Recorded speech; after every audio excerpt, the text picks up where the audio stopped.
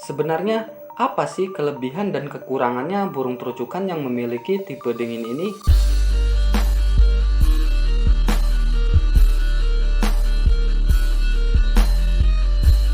Dan pada kesempatan kali ini, saya akan membahas tentang burung terucukan yang memiliki tipe dingin, teman-teman. Untuk burung terucukan yang memiliki tipe dingin ini, kalau kita sudah memenuhi segala kebutuhannya, dari segi pakannya, dari segi EF-nya, dari pengembunannya, dari mandi paginya, dan juga dari penjemurannya, maka burung terucukan yang memiliki tipe dingin ini lebih cenderung akan lebih cepat naik birahinya, teman-teman. Dan jika burung terucukan yang memiliki tipe dingin ini sudah naik birahinya, maka burung terucukan yang memiliki tipe dingin ini akan cepat berkicau. Dan dalam segi kicauan burung terucukan yang memiliki tipe dingin ini lebih cenderung dengan suara kicauan ropelan, teman-teman. Untuk variasi suara kicauannya jarang sekali dia keluarkan.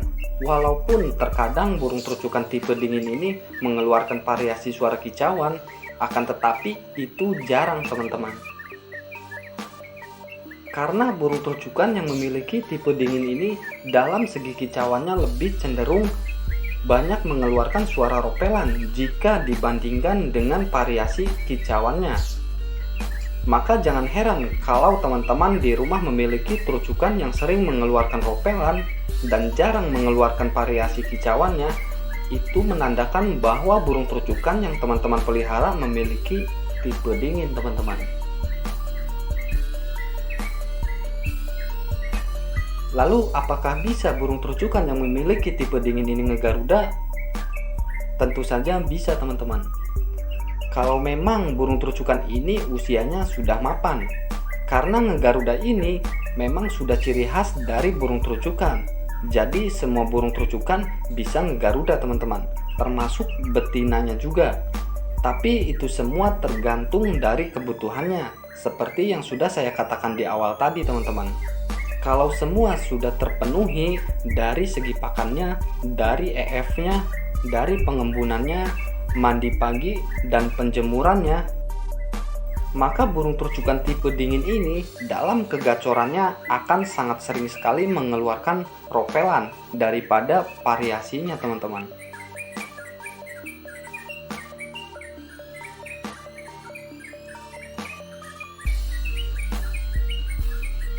Lalu bagaimana cara kita untuk merawat burung terucukan yang memiliki tipe dingin ini? Untuk burung terucukan yang memiliki tipe dingin ini, untuk cara pengembunannya tidak perlu kita lakukan jam 5, teman-teman. Akan tetapi kita keluarkan burung terucukan ini dari jam setengah 6 atau jam 6 pun itu tidak ada masalah, teman-teman. Bahkan kalau kita keluarkan burung terucukan jam 7 pun itu tidak ada pengaruh yang negatifnya. Jadi tidak terlalu ribet dalam pengembunannya.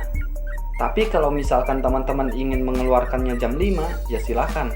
Namun saran dan masukan dari saya, kalau memang burung terucukan tipe dingin ini ingin dikeluarkan jam 5, maka saran dari saya harus dekat lampu, teman-teman. Agar burung terucukan ini tidak terlalu dingin. Dan apabila cantelannya jauh dari jangkauan lampu, ya kita harus memberikan penghangatnya melalui EF, teman-teman. Kita berikan ulat tongkong sebanyak 10 ekor demi menjaga kestabilan burung terucukan yang memiliki tipe dingin ini. Lalu untuk jam 7-nya kita lanjutkan untuk melakukan proses mandi pagi, teman-teman.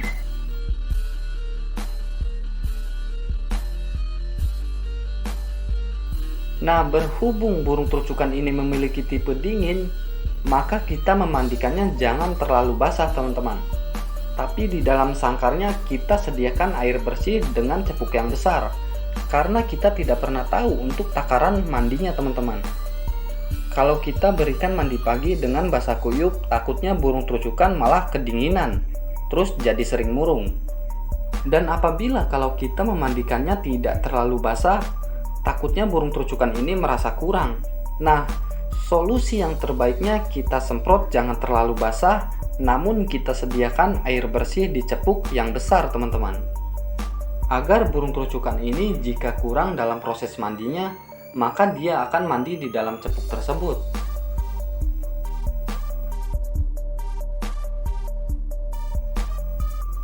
Lalu kita lanjut untuk penjemurannya. Nah, dari penjemuran ini untuk burung terucukan yang memiliki tipe dingin, penjemuran ini sangat berperan penting untuk burung terucukan yang memiliki tipe dingin ini teman-teman. Kita jemur burung terucukan ini sampai jam 10. Namun untuk penjemuran ini dalam segi pakannya kita tetap sediakan pur dan pisangnya teman-teman.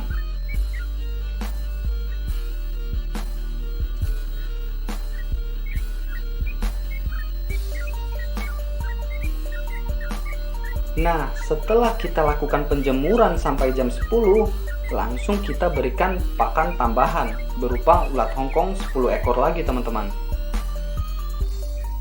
Dan untuk jangkriknya kita berikan juga 2 ekor yang bertujuan untuk menunjang performa dalam segi kicauannya teman-teman.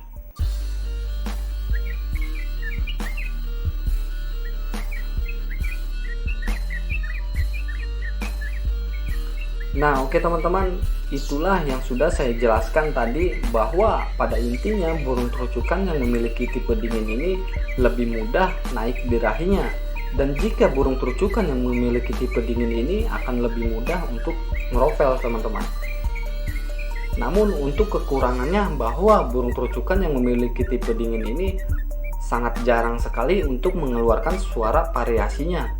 Walaupun dalam segi variasinya sering dia keluarkan, namun itu jarang teman-teman.